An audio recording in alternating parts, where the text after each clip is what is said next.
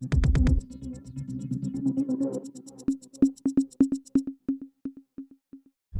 పేరు బూర్ల విష్ణు. నేను శివన్పల్లి గ్రామ నివాసిని. నేను శివన్పల్లి గ్రామ నివాసిని, సన్నకారు రైతును కూడా.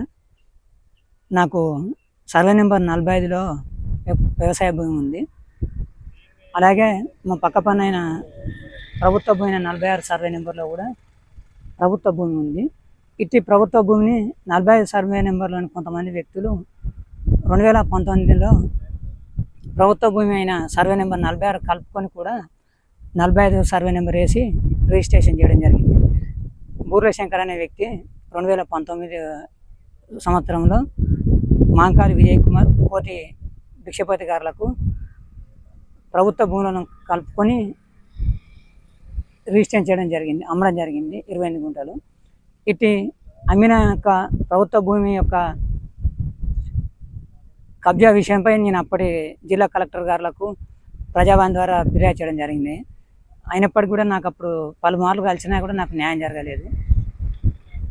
గౌరవ ముఖ్యమంత్రి రేవంత్ రెడ్డి గారు ప్రవేశపెట్టిన ప్రజావాణి కార్యక్రమంలో నేను హైదరాబాద్ సచివాలయంలో, హైదరాబాద్ ప్రగతి భవన్లో నేను ఫిర్యాదు చేయడం జరిగింది 2020 సంవత్సరంలో.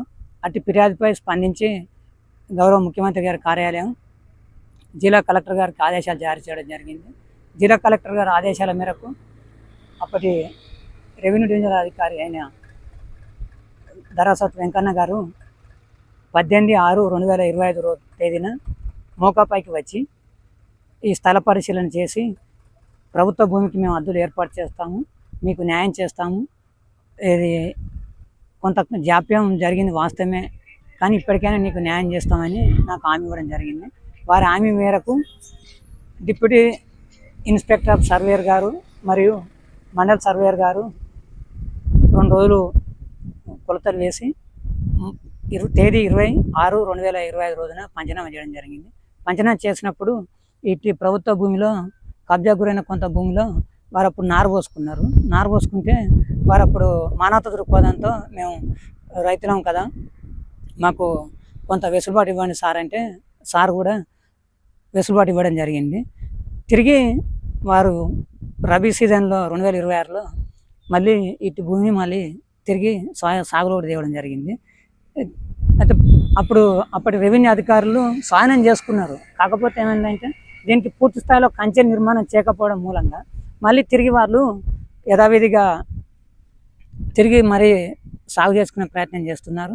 అలాగే ఈ 2019లో అమ్మిన బూర్ల శంకర్ అనే వ్యక్తి అప్పుడు తన భార్య ఎంపీటీసీగా ఉండే, అప్పుడు అధికారాన్ని అడ్డం పెట్టుకొని దీన్ని ప్రభుత్వ భూమిని కూడా అమ్మి రిజిస్ట్రేషన్ చేయడం జరిగింది. ఇప్పటికి కూడా నేను ఎన్నిసార్లు మొరపెట్టుకున్నా కానీ సంబంధిత రిజిస్ట్రేషన్ డాక్యుమెంట్ నెంబర్ 4991/2029 ఆ యొక్క రిజిస్ట్రేషన్ డాక్యుమెంట్ రద్దు చేయాలని కూడా నేను మీడియా పూర్వకంగా విజ్ఞప్తి చేస్తున్నారు. అలాగే ఇటు వ్యక్తి ఏ పార్టీ అధికారాలు ఉంటే ఆ పార్టీలోకే వెళ్తున్నాడు. మన గౌరవ ఎమ్మెల్యే గారు అంటే మాకు అభిమానమే. సార్ కూడా అభివృద్ధి విషయంలో కానీ, నియోజకవర్గానికి డెవలప్మెంట్ విషయంలో కానీ, ప్రతి విషయంలో కూడా అభివృద్ధి పథంలో నిలుపుతున్నాడు. కాకపోతే ఏంటంటే సార్ చుట్టూ ఉన్న ఈ వ్యక్తి సార్కు చెడ్డ పేరు తెస్తున్నాడని నాకు అనిపిస్తుంది.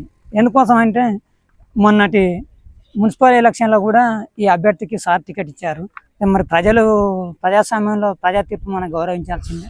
అటు అభ్యర్థి ఇది ఓడిపోవడం కూడా జరిగింది.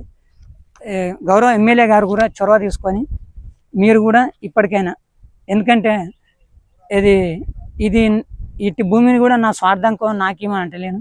రెవెన్యూ అధికారులు కూడా మరి మేము దీన్ని కబ్జాలు చేసుకొని మేము వదిలిపెడతామంటే పక్కపన్న నాకు కూడా ఉంది. మరి ఆ వెసులుబాటు ఇస్తారంటే చెప్పండి, మరి నేను కూడా నేను కబ్జా చేసుకుంటా. ఇప్పటికైనా స్పందించే అధికారులు న్యాయం చేసి దీన్ని శాశ్వతంగా కంచె ఏర్పాటు చేయాలని గౌరవ కలెక్టర్ గారికి తేదీ 25/5/2026 రోజున నేను ఫిర్యాదు చేయడం జరిగింది. దానికి సంబంధిత అధికారులకు కూడా ఆదేశాలు జారీ చేయడం జరిగింది.